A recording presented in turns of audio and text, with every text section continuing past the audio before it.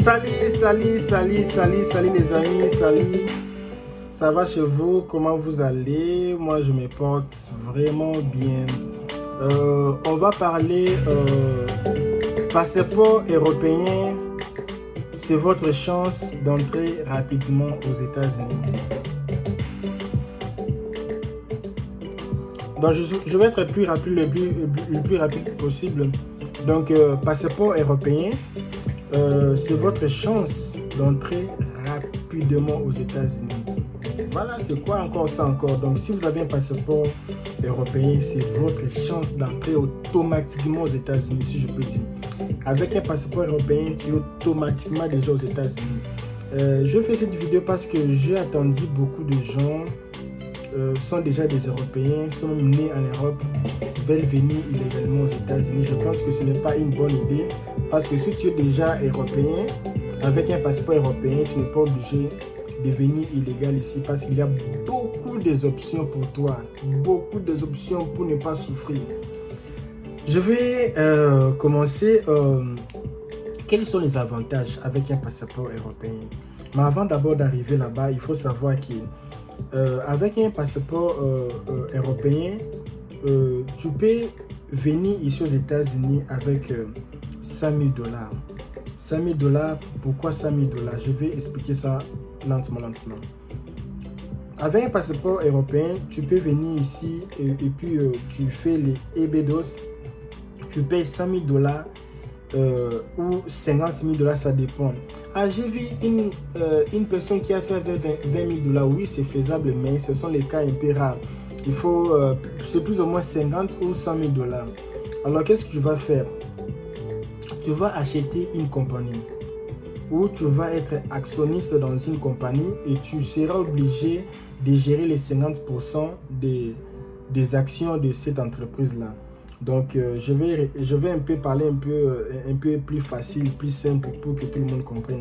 Donc, si tu es européen, avec un passeport européen, tu peux venir ici comme businessman.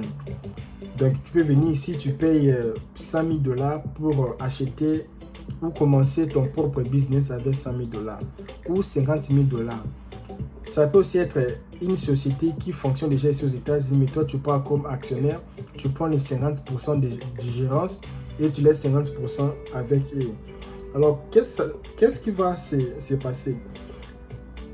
Quand tu prends ces visas, quand tu es européen, tu viens ici, tu peux rester ici aux États-Unis pendant 7 ans. Tu restes ici pendant 7 ans et dans les 3 ans, dans ces 3 ans que tu es en train de travailler, et pendant ces 7 ans-là, tu peux toujours retourner en Europe, tu viens ici aux États-Unis, tu retournes, tu viens avec ta famille, tu seras vraiment ce qu'on appelle du beau vraiment. Alors, et puis après quelques années, comme plus ou moins 3 ans, tu peux maintenant appliquer pour le EB1. Avec le EB1, maintenant tu vas appliquer pour avoir la green card. Toi, tes enfants, ta famille, tout le monde aura la green card. Alors, c'est comme je disais, il y a des gens qui pensaient, ah non, j'ai déjà les passeports, tout ça, je vais venir pour rester seulement comme ça. Il n'y a pas moyen avec un passeport européen de venir rester. Ça va te compliquer vraiment. Tu ne vas même pas assez, même à rien. Je vais venir pour vous dire les désavantages de venir avec un passeport américain ici aux États-Unis. Il y a aussi des désavantages. Alors, qu'est-ce que ça va se faire? Donc, comme je disais, il faut gérer plus ou moins 50% du business. Ça peut être quelqu'un ici qui a un business ici. Toi, tu viens pour être un actionniste, mais il faut avoir plus ou moins 50% du business ou de la gérance de ton business ou les 100%. Alors, en Afrique, dans tout le monde, ce que nous savions, et qu'avec, pour venir ici ouvrir le business ici aux États-Unis, il faut avoir 1 million de $. Non, c'est ce que tout le monde savent. Mais pour les Européens, ce n'est pas ça. Donc, pour les Européens, ils ont un peu... Papa, Paris. Pour les Européens, ils ont un peu de la facilité. Donc, pour les Européens, c'est avec 100 000 $. Chez nous, en Afrique, il faut avoir 1 million pour venir ici aux États-Unis parce que je ne sais pas pourquoi ils n'ont pas confiance aux Africains. Les Africains sont beaucoup abusés. Alors, avec un passeport africain, Togo, je ne sais pas quel pays, Botswana, tu viens avec ça ici, il faut avoir 1 million en main pour tu puisses avoir la green card pour la green, excusez-moi, c'est comme ça. Je fais comment? Il faut avoir la business, donc il faut avoir 100 000 $, 1 million de dollars pour avoir la résidence ici.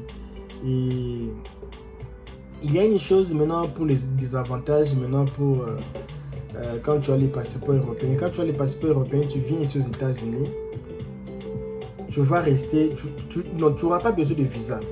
Tu prends ton passeport comme ça, tu viens avec ça, tu payes, tu vas rien payer.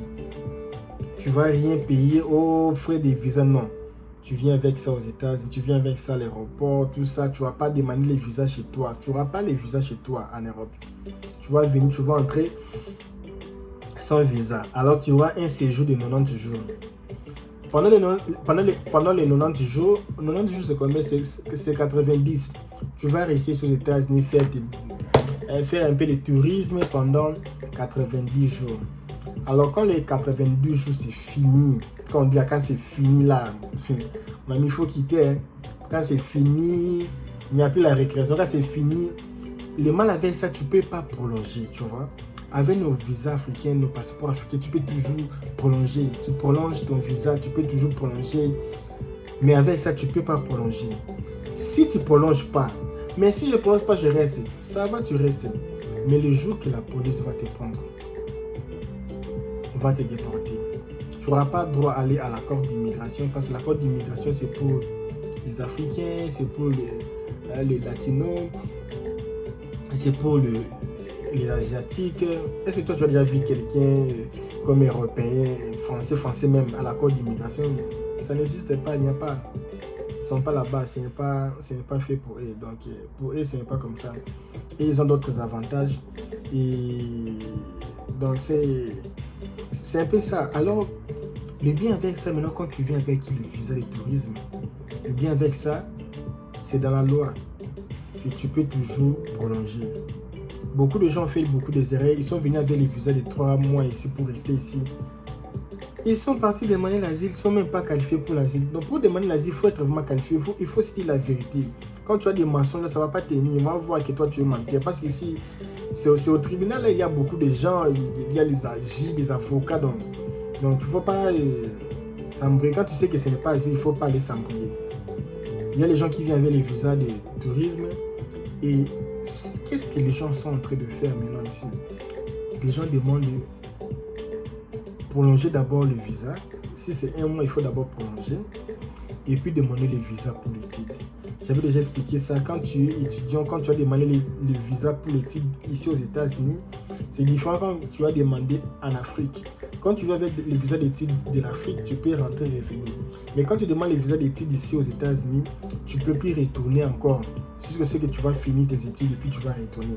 Mais tu auras la green card pour les étudiants, tu auras vraiment tout ce que tu peux avoir, le permis de conduire, tout. Et avec ça, il y a aussi une possibilité d'avoir la green card maintenant pour rester ici si tu veux changer pour les visas de travail. Donc, il y a aussi moyen de changer pour les... Donc tu es étudiant, on va t'embaucher dans une entreprise et l'entreprise va faire les patrocinateurs pour toi, te patrociner pour devenir ton sponsor pour que tu puisses rester ici et puis tu seras comme travailler, tu auras ta green card et c'est parti pour la vie. Et maintenant il faut avoir des avocats, des gens spécialistes pour ça. Moi je ne suis pas spécialiste en ça et je connais un peu je connais un peu des bases, des choses de base, tout ça, mais avec ce que je vous dis, ce sont les techniques que beaucoup de gens font. Toi, tu ne vois pas les gens venir ici, 10 ans, ils ont la résidence.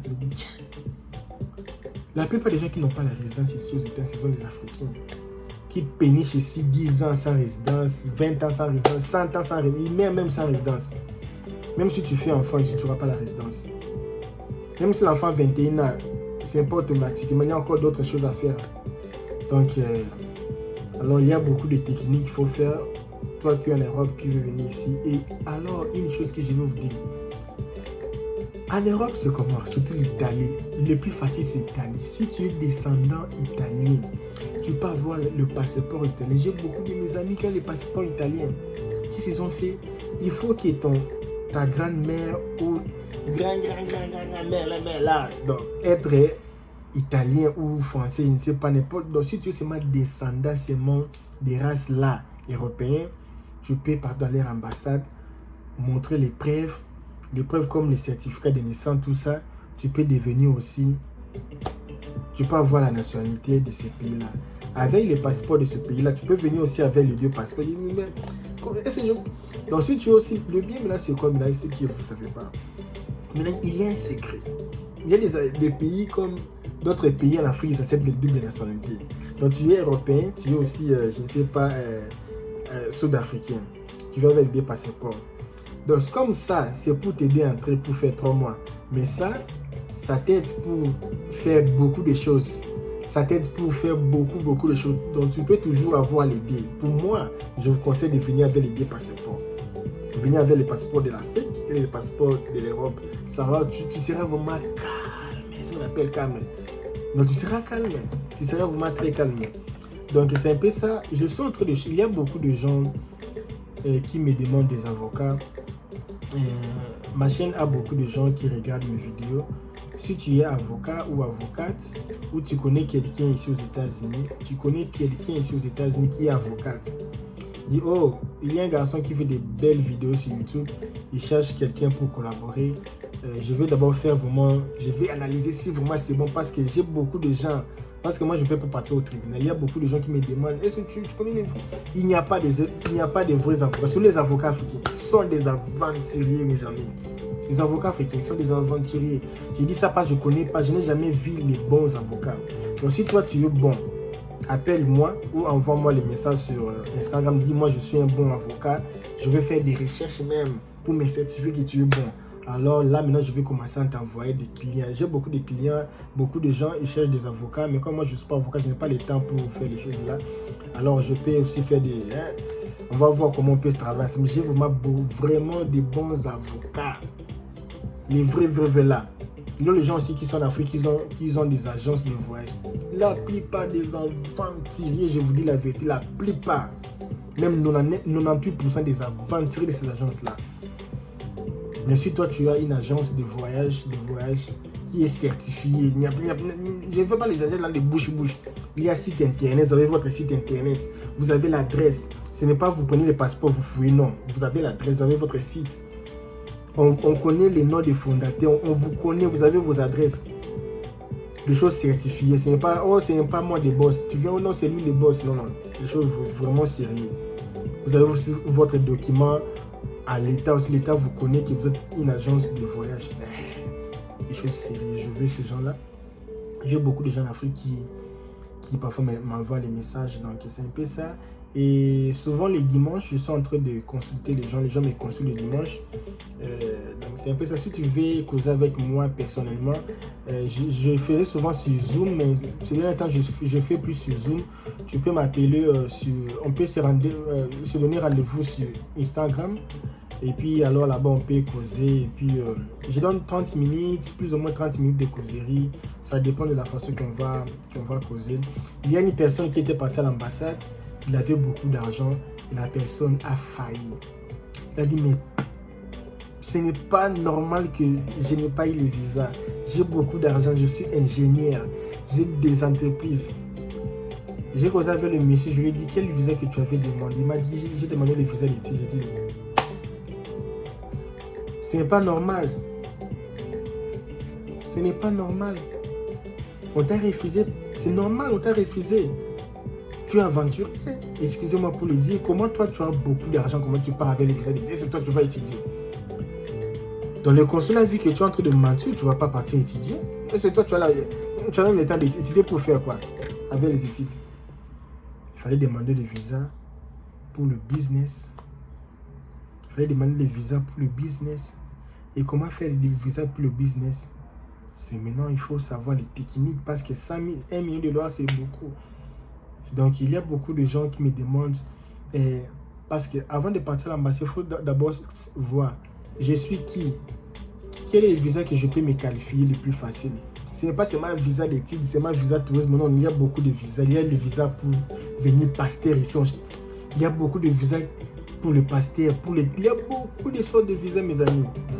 Imaginez un consul qui reste les matins seulement études, tourisme. Toi, tu viens pour le travail. Intéressé, prends les visas. Donc, si tu es intéressé par mes vidéos, il faut s'inscrire. Comme je viens de montrer ici, j'ai des téléphones que je vais donner à mes abonnés. Le 30 juin 2022, les gens qui seront abonnés, les gens qui partagent, commentent, partagent mes vidéos, commentent, like mes vidéos. Je vais donner les téléphones pour les gens qui seront sélectionnés le 30 juin 2022 sur mon compte Instagram. Je vous dis merci, ciao, ciao.